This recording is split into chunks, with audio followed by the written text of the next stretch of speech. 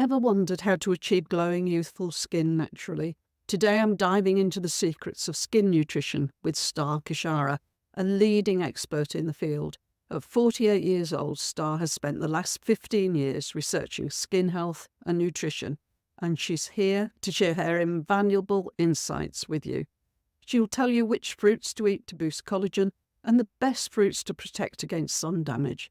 You'll be amazed by the transformation and the tips she has for you. Fruit has a really bad rap. People say, oh, fruit affects your insulin levels, affects your glucose levels. It's a carbohydrate. You shouldn't be eating it, or you should eat only maybe 1 or 2 pieces a day. What's your answer to that? It's a really common thing that people say about fruits. It's just sugar, or it's just full of sugar. And it's just misinformation. I mean, yeah, fruit has carbohydrates in it, but so do vegetables, so does breast milk. There's lots of natural foods that are perfectly healthy for humans that contain carbohydrates, and fruit is just one of those foods. What we see is like the baby gets thrown out with the bathwater, and like we're focusing so hard on the carbohydrate content of fruit that we forget that it's actually this amazing, rich, full food that contains amino acids. It even has essential fatty acids. People don't think of fruit as containing protein and fats, but it does. And then you've got all the vitamins and minerals. Fruit is one of the richest sources, so many vitamins and minerals. And then you've got the fiber aspect, and there's obviously like the regular kind of insoluble fiber, which helps us go to the bathroom, but it's also full of different soluble fibers, including things like pectin, which helps to carry heavy metals out of the body too. And then you've got all the phytochemicals. Now, it's a great travesty in the world of nutritional science that phytochemicals aren't an actual area on the sort of like the food pyramid. It's kind of missed off and going, oh, protein, carbs, fats, vitamins, minerals. Yeah, what about phytochemicals? Like more and more science is coming out all the time about how absolutely essential these little compounds are. And again, fruit is a huge repository of all these different phytochemicals. And some of them are only in fruit, or they're in fruit and sort of hard to eat vegetables, like quercetin, which is in really high amounts in like citrus and in apples. And it's also in onions, but no one's going to really eat 2 or 3 onions a day. So you're going to get your quercetin from fruit. Resveratrol in red grapes, lycopene in tomatoes are fruit too, tomatoes and watermelon, like all of these compounds that science is studying really hard at the moment because they're sort of preventative of so many degenerative diseases, including like cancers, and they're all in high amounts in fruits. So if we only look at the glucose content of a fruit, we're really going to miss out on, all the other stuff. And we're really missing the whole picture. We should be throwing away the fruits and not eating it simply because it contains carbohydrates. Every cell in the human body runs on glucose. The human brain is really glucose hungry. It's using about 120 to 130 grams of glucose daily in the average adult. Where's that glucose going to come from? It's got to come from carbohydrate rich food, or it's going to come from junk food, which has a negative impact on our health. It doesn't have the vitamins and minerals and the phytochemicals. So why not get it from nature's candy that has all of those good things included and the glucose we actually need packaged up in a whole healthy food? Nature's candy. That's a lovely expression. I really like that. I actually don't eat enough fruit. I know I don't. So I'm going to start thinking about it as nature's candy, and that will encourage me to eat more. I know you specialize in skin nutrition and anti-aging. Talk a bit about that, can you? And that ties in nicely with the fruit because so many anti-aging compounds are in fruit. It's astonishing. But yeah, my work originally was in skin care formulation. I'm a qualified facialist, and I used to formulate skincare products for different brands. And then I taught skincare formulation. But more and more, I started seeing the trend in skincare was adding sort of like what I would call food compounds into skincare. And I was like, why are we treating the skin like a stomach now? The body can't make use of them if we're only putting them on our skin. So then I was like, hang on a minute. The best cosmetic is going to be food, surely. And more as I was like diving into the science, it kept coming up in the science as a growing trend of like looking at food as a cosmetic. And I was like, this is my thing. This is my niche. right here. So I was like diving into all these science papers over the last 15 years. That has been my focus. And yeah, and anti-aging with aging, like there's this real like kind of sort of like trend towards hating the word anti-aging at the moment. And I understand where that's come from, because we really have kind of two camps at the moment, which is the anti-aging crowd, which is all about looking visibly younger, but in a superficial kind of way. And then there's the kind of pro-aging, we don't believe in anti-aging crowd, who are all about, let's just do whatever we want, and it doesn't matter. But like I kind of sit in between, because really, both of these groups are kind of looking at aging as just this inevitable thing that's superficial, when actually it's cell deep. And I always say to people, like skin health, skin aging, it's not skin deep, it's cell deep. This is all happening in your cells. So everything that happens in the cells can either speed up aging or slow down aging. And various lifestyle and dietary habits have an impact on that. We want to slow it down, reverse it, because what is aging us on the outside is actually happening in our DNA, it's happening in our organs, it's happening in our cells. Now, I've been on the planet 48 years. That's my chronological age, but your biological age doesn't necessarily have to match. It's up to you, like to take that, to take the reins. I'm like, how can I slow that down? I'm just really fascinated by what happens in the cell, and all these different pathways. There are about 12 pathways, like biological pathways that all interact with each other, that can speed up or slow down aging. And there are compounds in food that can facilitate that. So they can facilitate the speeding up of cellular aging, or they can facilitate slowing it down. And I just think this is what an amazing thing to study. Like there are literally things, there's something in strawberries called physitin that can literally like vanquish your zombie cells, so you don't collect zombie cells in your body and end up with too much cellular senescence, which actually makes you age faster and leads to degenerative diseases. I'm like, it's like incredible. When I started stumbling upon all this like 15 years ago, I was just blown away. And I was like, this is what I want to teach, because I want to empower people that it's not just inevitable. You do have a modicum of control, and you can take that as far as you want. So you can be like, do you know what? I don't want to do anything. I want to just eat whatever I want. And that's fine. There are people that want to do that and age as you do. Me, I don't want to be one of those people. I really want to see how far can I push this and then teach other people so they can take control of their age and their beauty and their skin health and everything as well. And, this is really just mirroring what's going on inside. I'm not going, hey, I want to look 25. Obviously, I don't look 25, but I want to be the most glowiest, healthiest, like getting my cells super healthy so I'm more resistant to the diseases of age, and, just keep myself youthfully healthy, vibrantly healthy as long as I can. And that's just my passion. And I want to share that with the world so they can do it too. So the recommended fruit and veg is 5 portions of fruit and veg a day. I guess you think we should be eating a lot more than Oh, that? a hell of a lot more. There's a bare minimum to like not basically get like scurvy and things like that. It's not really the amount for optimal health. It's like with the vitamin C, we're told like, oh, you need to have like, is it what, 50, 60 milligrams a day? But the optimal amount is like 500 or above. And some people, if you look at Linus Pauling's research, it's even more than that. But for beauty and for collagen production, I always say about 500 milligrams. The body is very clever, and you can, feed it all kinds of trash and it will try and survive. It will try and do the very best it can for you to keep you alive. And, but I want to do more. I want to be optimally healthy. I would say 20 portions minimum for fruit and vegetables, erring on the side of fruit for that too. And eat all 4 colors. This is the other important thing that's not discussed.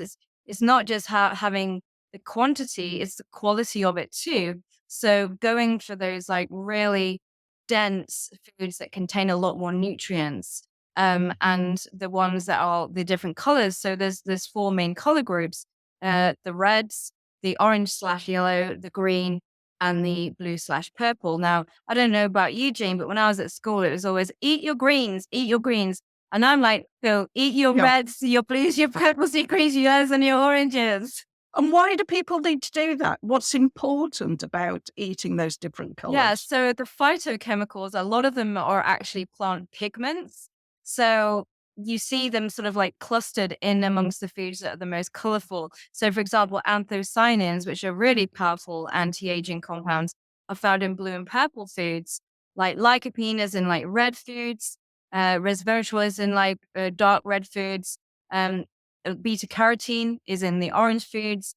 Lutein is the zeaxanthin, which are really good for eye health and protecting our eyes from blue light, like devices.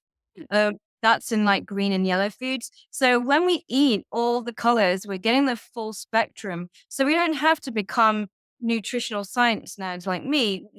I'd have to read all these complicated science papers, but if you just think of eating from all of the colors, like 2 portions a day, then you're gonna be like easily sort of fulfilling like about 80% of your phytochemical need just from doing that. So it's like nature color coded it for us. So you said we need an intake of around 500 milligrams of vitamin C a day. So what would you say to somebody who says, oh, yeah, I can go along to my health store, to my supermarket and get some 500 milligram vitamin C tablets? What would your answer be to that? So in certain circumstances, if someone's like chronically ill or there's something going on, I would say sometimes you need to rely on stuff like that. But these days, they often get used as like a crutch to support a non-optimal diet. What you want to do is make sure your diet is actually nutritional first. Because if we just start adding in vitamin supplements, one, we can't guarantee they're going to work. And two, you're missing an opportunity to really fuel your body. And with vitamin supplements, you're really only getting that one thing. Whereas if you sort of like made freshly pressed orange juice, which is my go-to for collagen production, vitamin C, you're going to get loads more nutrients too, including all the soluble fiber, all these phytochemicals, including ones they haven't discovered yet. Yes, they're great when you really need them. It's like kind of like having a headache pill. Like you wouldn't want to take it every day. You wouldn't want to rely on it. But in terms of, actual nourishing the body to be optimally vibrantly healthy at the cellular level, it's got to come from whole food. Right. So, does it have to be fresh fruit? I mean, can people use tinned fruit or frozen fruit or dried fruit? That's a really good question because fresh fruit can be quite expensive and things like berries don't last very long. It seems like you only have to turn your back on some raspberries for like 5 minutes and they're growing to a mold. It's such a nightmare. So yes, you can use other things. I wouldn't suggest tin fruit. It's cooked in the tin and heated to a high temperature, which destroys the phytochemicals and many of the vitamins. Dried fruit can be a little problematic if people have like dental issues and stuff. So frozen is the way to go if you want, and freeze dried. Like there's a new trend, isn't it? Like I'm seeing freeze dried fruit everywhere. I think freeze dried fruit is pretty amazing, and I use it sometimes. But my go-to is to freeze my fruits because I make a lot of smoothies. I make like ice cream from frozen bananas and things like that, and my own sorbets from scratch. And it's just really easy when you could go out and buy a load of fruit in season and freeze it yourself and then have it throughout the winter. But you can also buy frozen fruit now. I mean, that's another thing in supermarkets that's a big area. Like I notice every time I go in, there's more and more bags of frozen fruit. And some people even do smoothie mixers.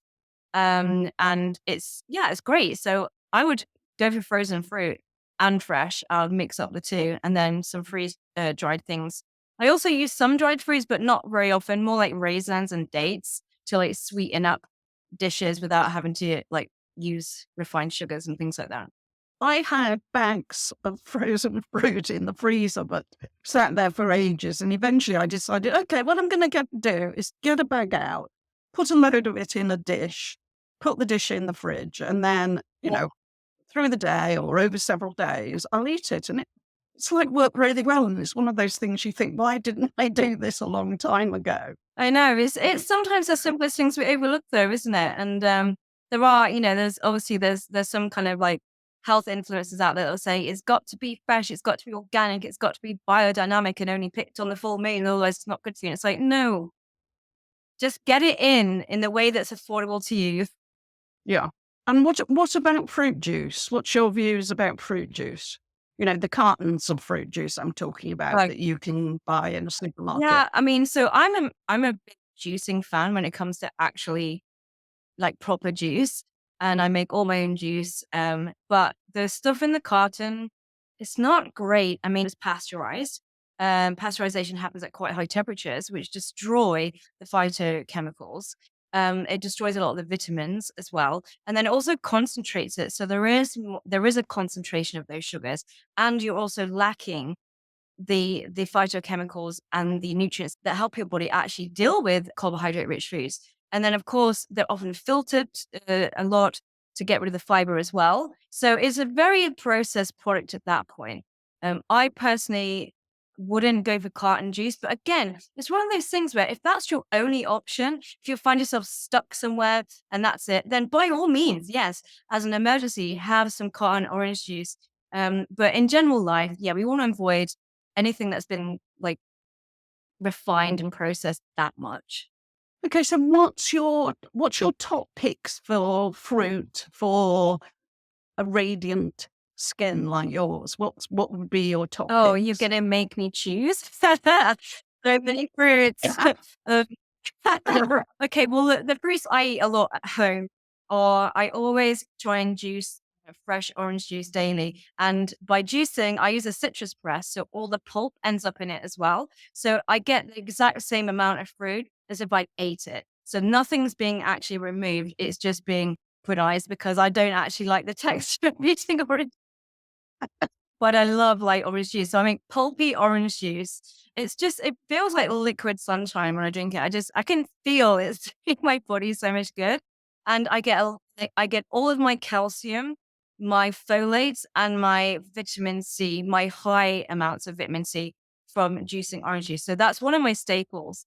I eat a lot of mangoes, and I know people are like, mangoes are expensive. I totally get it. But you know what? I used to drink alcohol and mangoes are so much cheaper than that.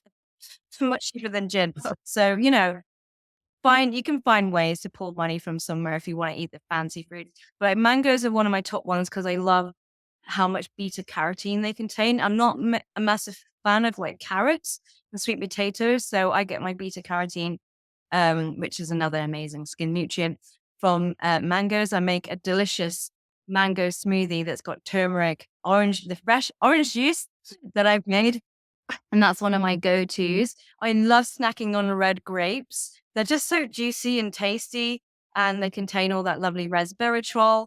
What else? Sorry, I eat loads of fruits. It's crazy, but yeah. So red grapes, mangoes. I should throw something green in there, shouldn't I, to balance all the colors? I love avocados, and I'll often add to a green smoothie to make it a bit more creamy, and that's got that vitamin E, which is another skin nutrient, and the lutein and zeaxanthin, which helps protect your eyes from blue light damage. And because I work a lot on my computer, I can take all the eye protection I can.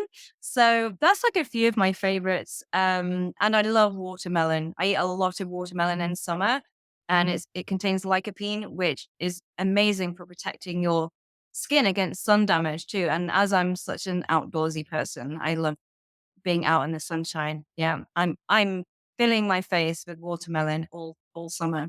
And what about berries? You haven't mentioned berries. Do you like berries?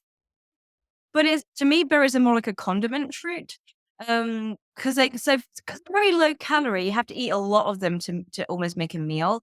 And because they're very expensive and very seasonal, they're not really kind of part of my main pattern of like eating. Whereas I try to go for quite high calorie fruits because I eat a lot of fruit meals during the day. So if I'm eating berries, it's going to be like to get like a 500-calorie meal from like blueberries and raspberries. It's like 8 punnets of brie, which would be like £20 here in England. It's pretty expensive. I know. Whereas like one watermelon is like good. But yeah, I do eat berries. In fact, I had some strawberries earlier because the local shop had some organic ones and they look pretty good.